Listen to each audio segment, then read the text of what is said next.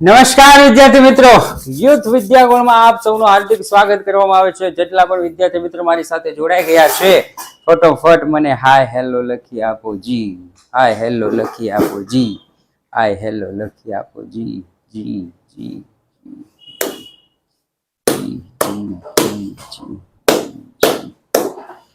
Okay, વ્યવસ્થિત અવાજ આવતો હશે મારો? રાઈટ, ઓકે, ચાલો. તો બુધવારે જ્યાં આપણે અટક્યા હતા ત્યાંથી જ આપણે શરૂઆત કરવાની છે. બુધવારે જ્યાં આપણે અટક્યા હતા ત્યાંથી જ શરૂઆત કરીએ. તો અહીંયા હતું અને મેં તમને કીધું હતું હું તમને પછી વ્યવસ્થિત શાંતિથી સમજાવીશ. ખાતાના પ્રકાર છે બે ભાઈઓ. ખાતાના કેટલા પ્રકાર છે? બે પ્રકાર. રેડી? ખાતાના બે પ્રકાર છે, વ્યક્તિ ખાતું અને બિન વ્યક્તિ ખાતું. ખાતાના પ્રકાર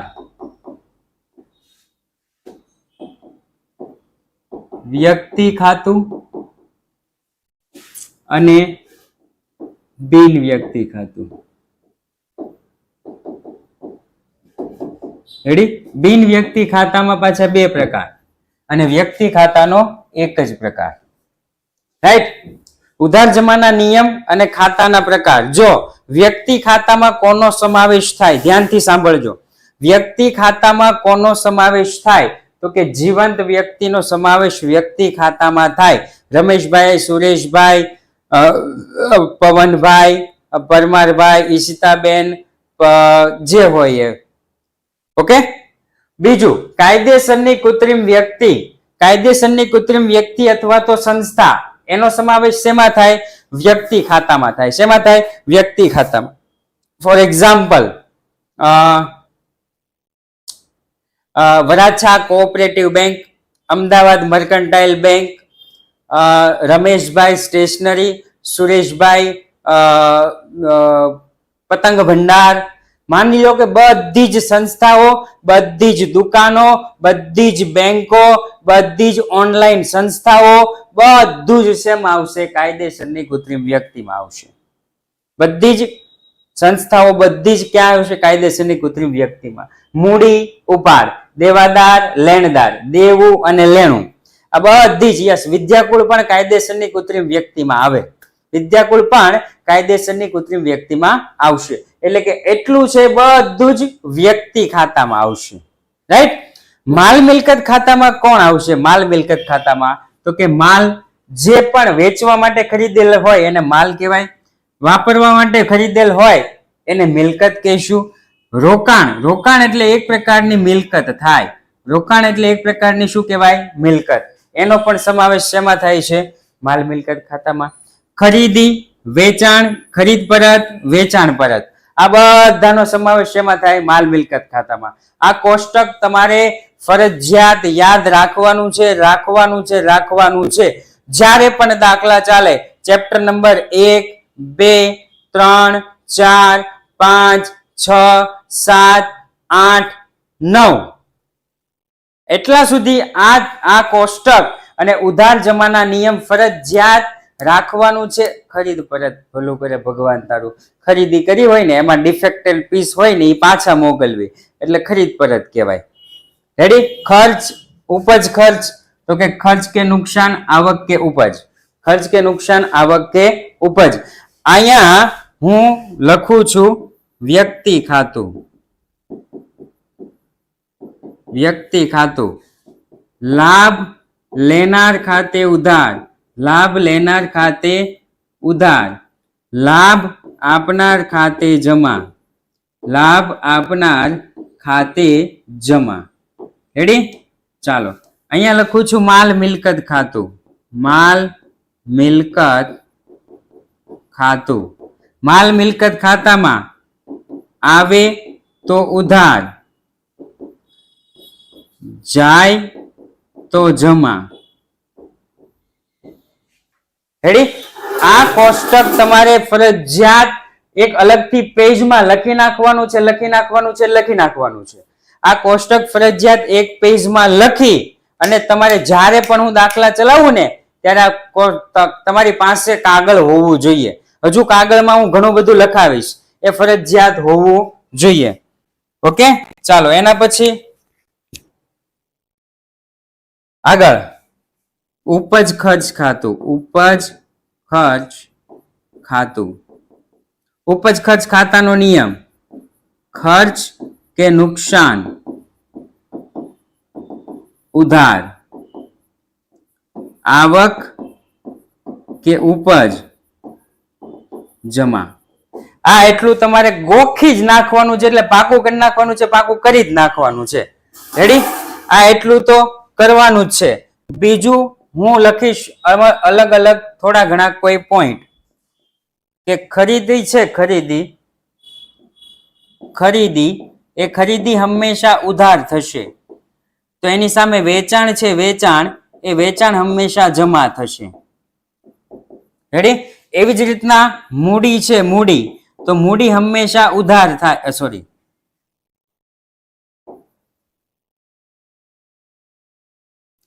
ઉપાડ છે, તો ઉપાડ હંમેશા ઉધાર થાય. મૂડી છે, તો મૂડી હંમેશા જમા થાય.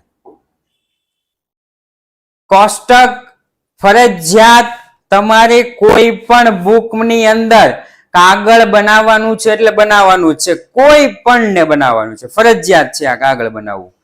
આટલું કાગળ ફરજિયાત બનેલું હોવું જોઈએ અને જોઈએ જ, તો જ તમને એકાઉન્ટ આવડશે, નહીતર એકાઉન્ટ આવડશે નહીં. હજી એક વખત કહું છું, જો ભણવું હોય તો બનાવજો. ખાલી આમના પૈસા દેવા પૂરતા દીધા હોય તો મને જ પૈસા મળી ગયા છે. રેડી? ઓકે, ચાલો.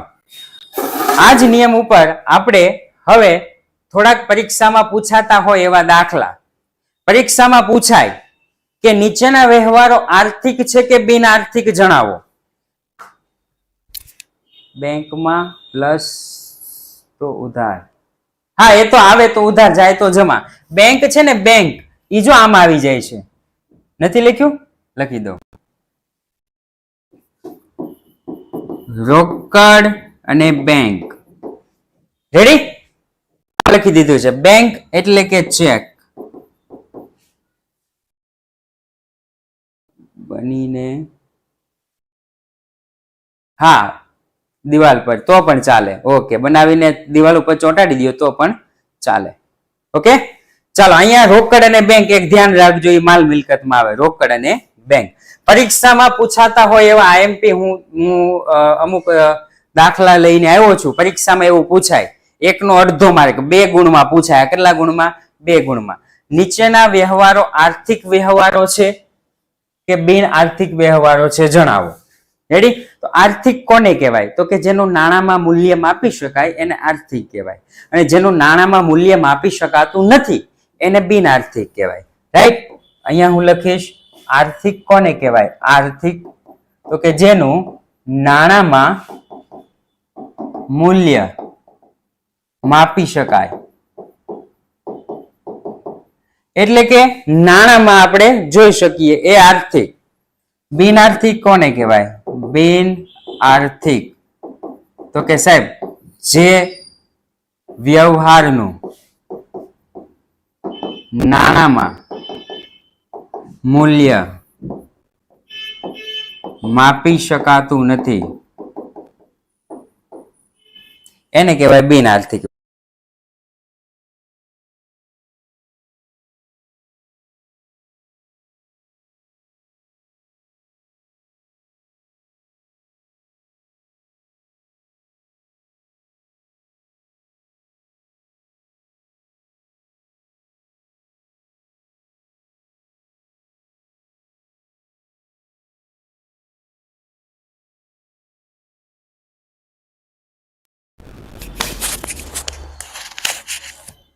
ઓકે, વોઇસ ક્લિયર આવે છે મારો?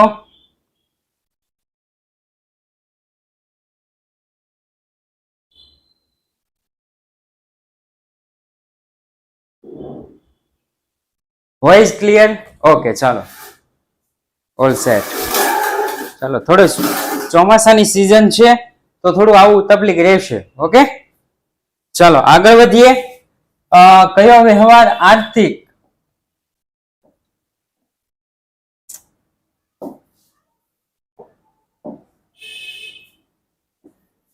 આર્થિક આર્થિક જે વ્યવહારનું નાણામાં મૂલ્ય માપી શકાતું હોય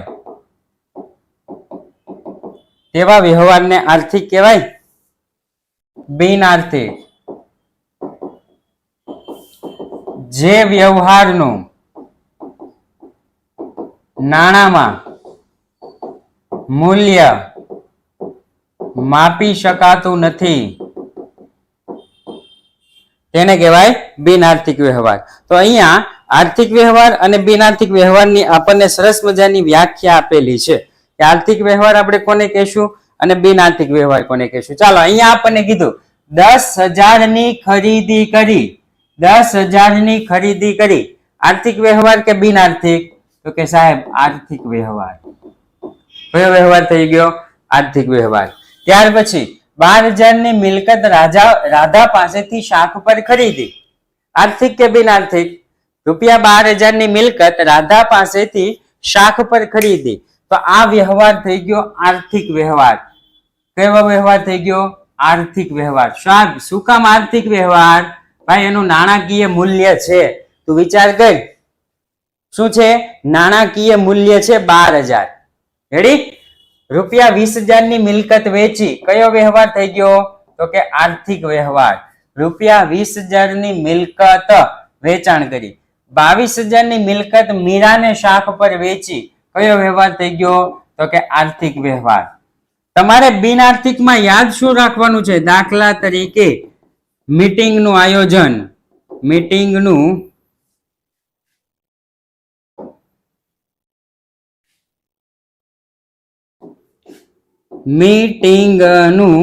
આયોજન, પછી હતું ઓર્ડર આપ્યો, ઓર્ડર મળ્યો. આવા શબ્દ હોય ને એને જ બિન આર્થિક કહેવાય. બાકી બિન આર્થિક વ્યવહારો કહેવાતા નથી. બાકીના બધા જ આર્થિક વ્યવહારો. રેડી? ઓકે, ચાલો. એના પછી પરીક્ષામાં પૂછાઈ શકે 2 ગુણમાં. પરીક્ષામાં 2 ગુણમાં પૂછાઈ શકે નીચેના વ્યવહારો રોકડ છે કે ઉધાર જણાવો. નીચેના વ્યવહારો રોકડ છે કે ઉધાર જણાવો. રેડી? જેમાં એકડા ના લખ્યા હોય એ, અચ્છા જો આવું લખેલું હોય, મીટિંગનું આયોજન કર્યું, ઓર્ડર મળ્યો, ઓર્ડર આપ્યો, એ બધા બિન આર્થિક, બાકીના બધા આર્થિક. ઓકે, ઇન્ટરનેશનલ ડ્રગ ડે છે, હા લઈ લેશું, આપણે બધા ડ્રગ લેશું, વાંધો નહીં. મીટિંગમાં જો કોઈ કાંઈ ખર્ચ કરીએ, મીટિંગનું આયોજન ખાલી, મીટિંગ લીધી નથી, ખાલી શું છે? આયોજન. વિચાર્યું, વિચાર કર્યો, કરી નાખ્યું નથી. ઓકે, ઉધાર છે કે રોકડ? રૂપિયા 5,000 પગારના ચૂકવ્યા, આ વ્યવહાર કેવો થઈ ગયો? તો કે રોકડ શબ્દ, છેલ્લો શબ્દ. ચૂકવ્યા, મળ્યા, આપ્યા, લીધા, દીધા, રોકડ વ્યવહાર. રેડી? ગઈકાલે જોયું હતું, ગયા બુધવારે જોયું હતું. લીધા, દીધા, ચૂકવ્યા, મળ્યા, આપ્યા, આ બધા જ કેવા વ્યવહાર? રોકડ વ્યવહાર. ચાલો, રૂપિયા 8,000 વીમા પ્રીમિયમના ભર્યા, રોકડ વ્યવહાર. કયો વ્યવહાર? રોકડ વ્યવહાર. ભર્યા. 20,000 નો માલ નમૂના તરીકે મફત મળ્યો. ભાઈ રોકડની કોઈ લેવડ દેવડ થતી નથી, મફત નમૂના તરીકે મળેલો છે. ભાઈ મફત મળ્યો, રૂપિયા ચૂકવવાના નથી, એટલે વ્યવહાર કેવો થઈ ગયો? તો કે સાહેબ બિન આર્થિક. ઉધાર થાય નહીં, કેવો વ્યવહાર થઈ ગયો?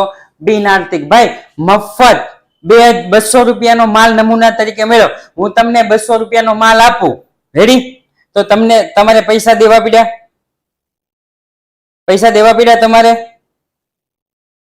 નહીં, પૈસા જ ન દેવા પડે તો આર્થિક વ્યવહાર ક્યાંથી? ઓકે, રૂપિયા 5,000 નું શ્રીજી ફર્નિચર માર્ટ માંથી ફર્નિચર ખરીદ્યું, ઉધાર વ્યવહાર અથવા તો શાખ પરનો વ્યવહાર. કારણ કે વ્યક્તિનું નામ આપ્યું છે, કાયદેસરની કૃત્રિમ વ્યક્તિનું નામ આપ્યું છે. ઓકે, બિન આર્થિક અને અન્ય વ્યવહાર એક જ નહીં. બિન આર્થિક અને એક જ ન થાય. મેં ગયા બુધવારનો લેક્ચર હજી તમે કોઈએ રિવાઇઝ કર્યો નથી. આમ નામ ચાલુ એ ચાલુ, સાહેબ શીખવાડે રાખે ને આપણે હા રાખવાની, એવું કર્યું છે. બીજું ચેપ્ટર ફરી વખત કહું છું, જો તમને બીજું ચેપ્ટર આવડી ગયું ને તો તમને 4 થી લઈ 9 ચેપ્ટર સુધી બધું જ આવડશે. માત્ર બીજું ચેપ્ટર તમે પાકું કરો, એ જ આખું મેન છે. બીજું ચેપ્ટર આવડી ગયું એટલે 4 થી લઈ 9 સુધી બધા જ ચેપ્ટર આવડી ગયા. અને પહેલી પરીક્ષામાં 10 ચેપ્ટર સુધી આવવાનું છે તમારે. જ્યારે પણ પહેલી પરીક્ષા હોય ને 10 ચેપ્ટર સુધી આવવાનું છે. રેડી? ચોથું, ₹5000 નું શ્રીજી ફર્નિચર માર્ટ માંથી ફર્નિચર ખરીદ્યું. આ થાય કાયદેસરની કૃત્રિમ વ્યક્તિ. કઈ થાય? કાયદેસરની કૃત્રિમ વ્યક્તિ થાય. એટલા માટે અહીંયા કયો વ્યવહાર આવ્યો? ઉધાર. જે વ્યવહારમાં વ્યક્તિના નામનો ઉલ્લેખ થયો હોય એ વ્યવહાર ઉધાર વ્યવહાર. જે વ્યવહારમાં શાખ કે ઉધાર શબ્દનો ઉલ્લેખ થયો હોય ઉધાર વ્યવહાર. બાકીના બધા રોકડ વ્યવહાર. ત્યાર પછી પરીક્ષામાં પૂછાય, નીચેના વ્યવહારો રોકડ છે કે ઉધાર તે જણાવો. નીચેના વ્યવહારો રોકડ છે કે ઉધાર તે જણાવો. ચલો, સૌપ્રથમ ₹6000 નો માલ વેચ્યો, નાણાં ચેક થી મળ્યા. કયો વ્યવહાર થઈ ગયો? નાણાં ચેક થી મળ્યા. રોકડ વ્યવહાર. રોકડ વ્યવહાર. ₹500 ભાડાના ચેક થી મળ્યા. રોકડ વ્યવહાર. 700 ટેલિફોન બિલ ચેક થી ચૂકવ્યું. રોકડ વ્યવહાર. ઓહો, આમાં બધા રોકડ જ વ્યવહાર છે. જો ચેક આપ્યો, રોકડ વ્યવહાર. થઈ ગયું? આવા પરીક્ષામાં આવા દાખલા પૂછાઈ શકે કે ખાતાનું વર્ગીકરણ કરો. આવા પૂછાય. શું પૂછાય? ખાતાનું વર્ગીકરણ કરો. ઉદાહરણ જોઈ લેજો.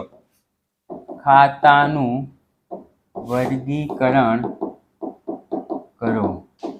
ખાતાનું વર્ગીકરણ કરો એવું આપણને પરીક્ષામાં પૂછાય તો આપણે વ્યવસ્થિત બધું જ લખવું પડશે. રેડી? કે કયા ખાતામાં આવે. ઓકે, ચોથો ઉધાર ના આવે નહીં. ચોથો ઉધાર નો આવે કારણ કે અહીંયા છેલ્લો શબ્દ વાંચો.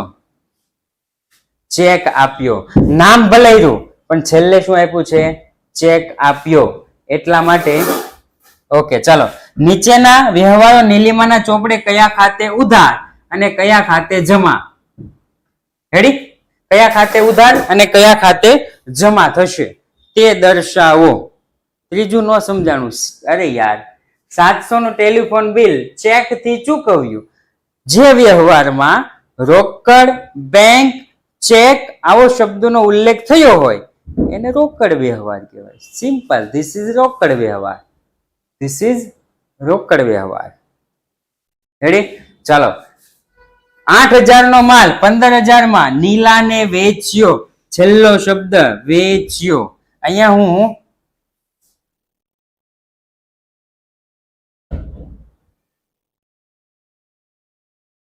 ઓકે, ચાલો. નીલાને વેચ્યો. માની લો કે આ નીલા છે. રેડી? આ નીલાને ધંધો, હું ધંધો છું, મેં નીલાને માલ વેચ્યો. તો નીલા કયા ખાતામાં આવશે? એ કહેશે મને કોઈ. નીલા કયા ખાતામાં આવે?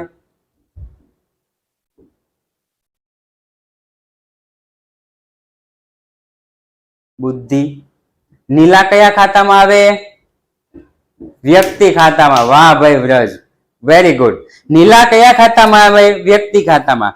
ધંધાએ નીલાને માલ વેચ્યો એટલે નીલા વ્યક્તિ ખાતું. આ વ્યક્તિ લાભ લેનાર કે આપનાર? આ વ્યક્તિ લાભ લેનાર છે કે આપનાર? લાભ લેનાર. અને લાભ લેનારનું ખાતું શું થાય? ઉધાર. એટલે લખીશ નીલા ખાતે ઉધાર. નીલા ખાતે ઉધાર. રેડી? ઓકે. આપણે માલનું વેચાણ કર્યું.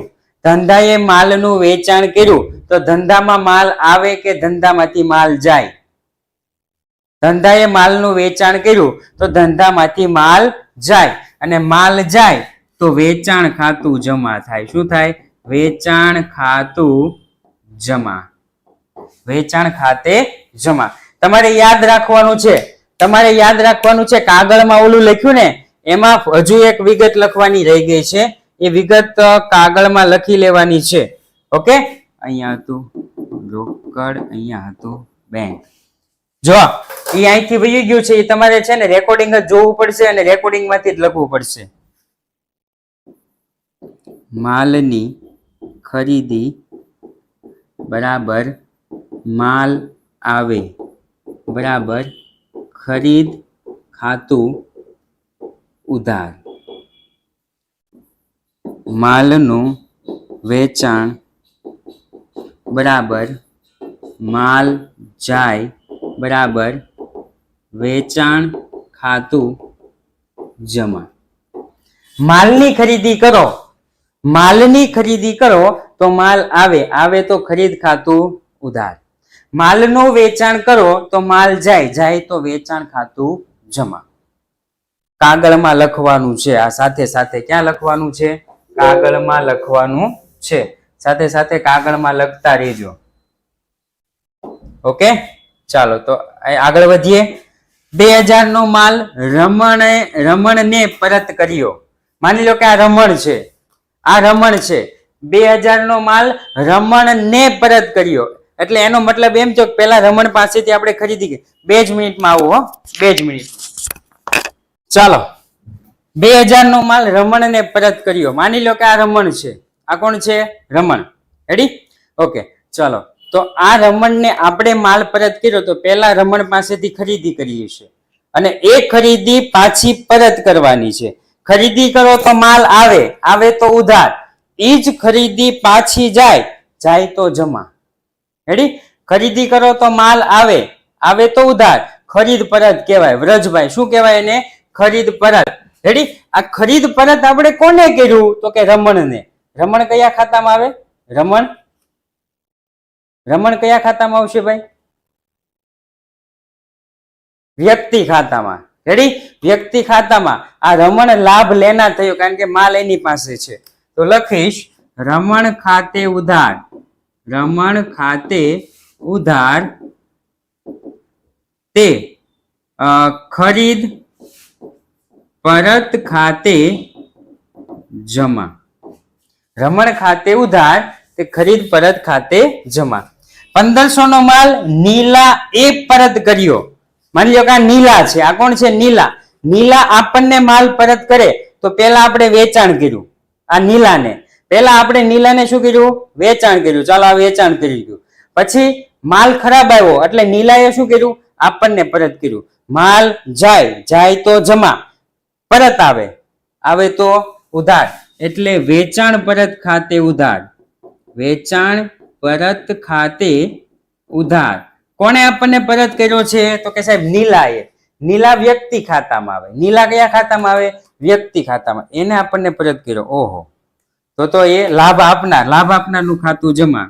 નીલા ખાતે જમા. ત્યાર પછી ₹500 લારી ભાડાના છેલ્લો શબ્દ ચૂકવ્યા. છેલ્લો શબ્દ જ જોઈ લેવાનો. ચૂકવ્યા. ચૂકવો તો રોકડ આવે કે જાય? ચૂકવો તો રોકડ આવે કે જાય? ચૂકવો તો રોકડ જાય તો જમા. રોકડ ખાતે જમા. શેના ચૂકવા છે સાહેબ? તો કે લારી ભાડાના. લારી ભાડાના ચૂકવો ને તો ધંધાને ખર્ચ થાય. લારી ભાડાને, યસ યદભાઈ, લારી ભાડાના ચૂકવો ને તો ધંધાને ખર્ચ થાય. અને ખર્ચ કે નુકસાન શું થાય? તો કે ઉધાર થાય. તો અહીંયા લખીશ લારી ભાડા ખાતે ઉધાર. લારી ભાડા ખાતે ઉધાર તે રોકડ ખાતે જમા. જો આ આવ્યું માલની અન્ય રીતે જાવક. રેડી? માલની અન્ય રીતે જાવક. કપાળ ઉપર લખવાનું છે. કપાળ ઉપર મીન્સ શું કહેવાય? તમારે પેલું કાગળ છે ને, કાગળમાં પણ લખવાનું છે કે માલની અન્ય રીતે જાવક. માલની અન્ય રીતે જાવક, કાગળમાં લખવાનું છે કાગળ, બરાબર ખરીદીમાં ઘટાડો, બરાબર ખરીદ ખાતું જમા થાય. ખરીદ ખાતું શું થાય? જમા થાય. તમને એમ થતું છે કે સાહેબ વારા ઘડીએ કેમ આવું કરે છે? એ હું સેવ કરું છું, ગાંઠિયા નથી કરતો. હું કરું છું? સેવ કરું છું. 9 પાવર જાય તો આપણું આ પડ્યું રહે. ઓકે, માલની અન્ય રીતે જાવક, ખરીદીમાં ઘટાડો, ખરીદ ખાતું જમા. રેડી? તો અહીંયા જો ₹200 નો માલ આગથી નાશ પામ્યો. આને કહેવાય માલની અન્ય રીતે જાવક, ખરીદીમાં ઘટાડો, ખરીદ ખાતું જમા. તો અહીંયા લખીશ ખરીદ ખાતું જમા. ખરીદ ખાતે જમા. સાહેબ ઉધાર હું? તો કે માલ આગથી નાશ પામે તો ખર્ચો થાય, નુકસાન થાય ને. વેરી ગુડ ભગવત ભાર્ગવી. શું થાય? નુકસાન. ખર્ચ કે નુકસાન શું થાય? ઉધાર. એટલે લખીશ આગથી થયેલ નુકસાન ખાતે ઉધાર. આગથી થયેલ નુકસાન ખાતે ઉધાર. ₹5000 કમિશનના છેલ્લો શબ્દ મળ્યા. મળે તો રોકડ આવે, આવે તો રોકડ સોરી મળે તો રોકડ આવે, આવે તો રોકડ ખાતે ઉધાર. રોકડ ખાતે ઉધાર. શેના મેળા છે સાહેબ? તો કે દલાલીના. શેના મેળા છે? દલાલીના. દલાલીના મળે ને તો ધંધા માટે આવક કહેવાય, ઉપજ કહેવાય. રેડી? ઉપજ કે આવક. દલાલીના મળે, કમિશન ના મળે તો કમિશન ધંધા માટે શું કહેવાય? આવક. ચૂકવો તો ખર્ચ, મળે તો આવક. કોઈ પણ હોય, દલાલી હોય, વીમા પ્રીમિયમ હોય, પગાર હોય, ચૂકવો તો ખર્ચ, મળે તો આવક. એટલે અહીંયા લખીશ કમિશન ખાતે જમા. કમિશન ખાતે જમા. રેડી? ચલો 2000 પગારના છેલ્લો શબ્દ ચૂકવ્યો. ચૂકવો એટલે રોકડ આવે કે જાય? ચૂકવો એટલે રોકડ જાય, જાય તો જમા. રોકડ ખાતે જમા. રેડી?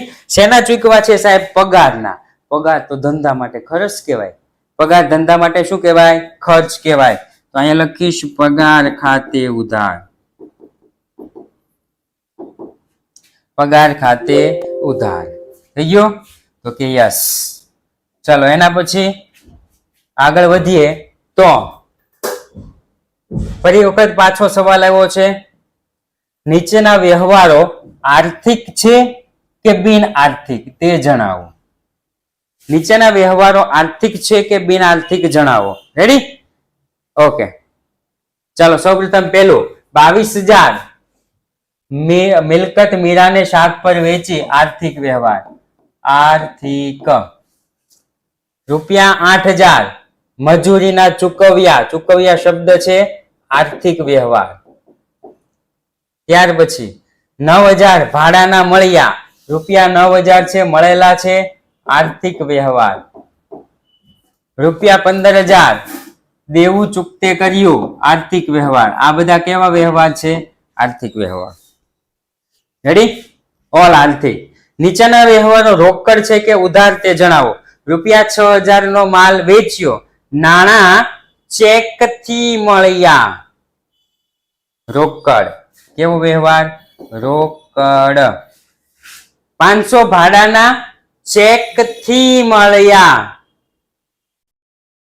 રોકડ વ્યવહાર. રોકડ. 700 ટેલિફોન બિલ ચેક થી ચૂકવ્યું. રોકડ વ્યવહાર. રોકડ. ચેક આપ્યો. રોકડ. આવું જ પૂછાશે હો. પછી પૂછાય ખાતાનું વર્ગીકરણ કરો. ખાતાનું વર્ગીકરણ કરો. ખાતાના વર્ગીકરણમાં વ્યક્તિ ખાતું છે, બિન વ્યક્તિ ખાતું છે,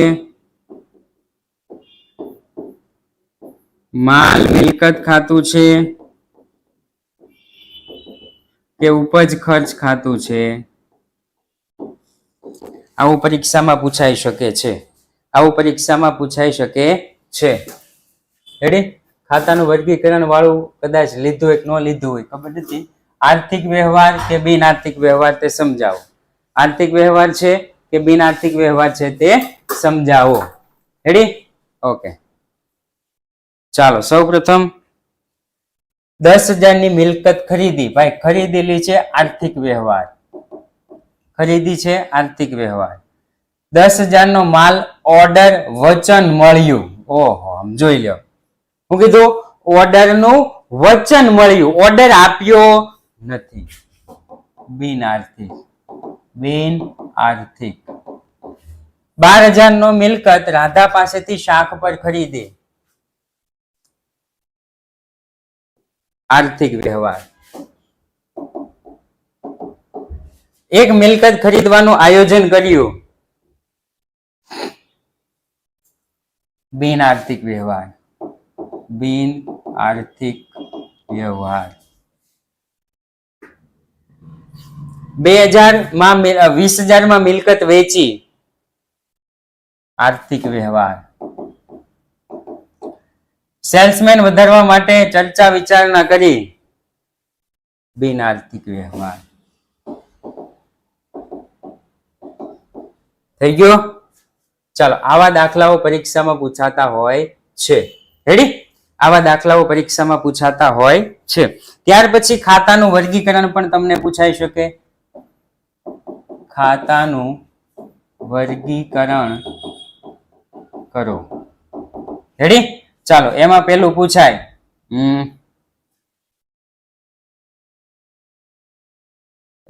પૂછાય ફર્નિચર. ચાલો, ફર્નિચર કયા ખાતામાં આવે? ફર્નિચર કયા ખાતામાં આવે? ખાતાના વર્ગીકરણમાં માલ મિલકત ખાતામાં. રેડી? અહીં લખીશ માલ મિલકત ખાતું. રેડી? ચાલો, ત્યાર પછી વેચાણ. આ બીજો શબ્દ લખીશ હું વેચાણ. વેચાણ કયા ખાતામાં આવશે? વેચાણ કયા ખાતામાં આવશે? તો કે સાહેબ માલ મિલકત ખાતું. માલ મિલકત ખાતું. ત્યાર પછી ત્રીજું લખીશ કમિશન. કમિશન કયા ખાતામાં આવે? કમિશન, કમિશન યસ, ઉપજ ખર્ચ ખાતામાં. ઉપજ ખર્ચ ખાતું. ત્યાર પછી ચોથું આપણે લઈએ મૂડી. મૂડી કયા ખાતામાં આવે? મૂડી યસ, વ્યક્તિ ખાતામાં. કયા ખાતામાં? વ્યક્તિ ખાતું.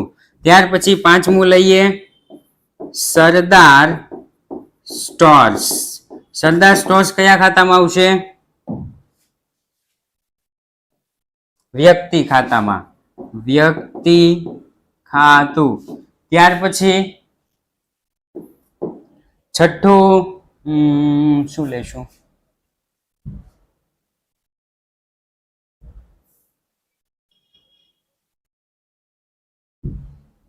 મજૂરી. મજૂરી કયા ખાતામાં આવશે? મજૂરી, મજૂરી ઉપજ ખર્ચ ખાતામાં. ઉપજ ખર્ચ ખાતું. ત્યાર પછી સાતમું બેંક કયા ખાતામાં આવે? બેંક. બેંક કયા ખાતામાં આવે? તો કે માલ મિલકત ખાતું. માલ મિલકત ખાતું. રેડી? આઠમું વરાછા બેંક કયા ખાતામાં આવે? વરાછા બેંક. વ્યક્તિ ખાતું.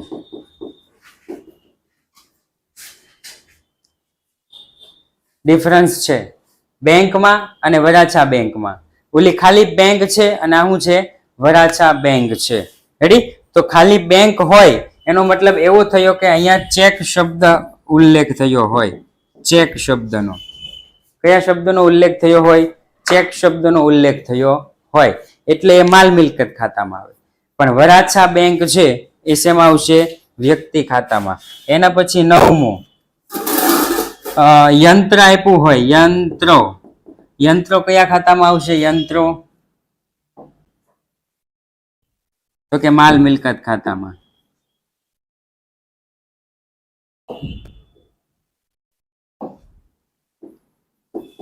માલ મિલકત ખાતું. રેડી? આવી રીતના પૂછાય છે. ઓકે, પરીક્ષામાં આમાંથી જ આવશે. આવતીકાલે પણ આ જ દાખલો એક જ દાખલો લેવાના છીએ, થોડો ઘણો જ લેવાના છીએ. બહુ વધારે આ ચેપ્ટરનું બહુ એટલું બધું ખાસ મહત્વ નથી, પણ આમ બહુ મહત્વ છે. ઓકે, ચાલો.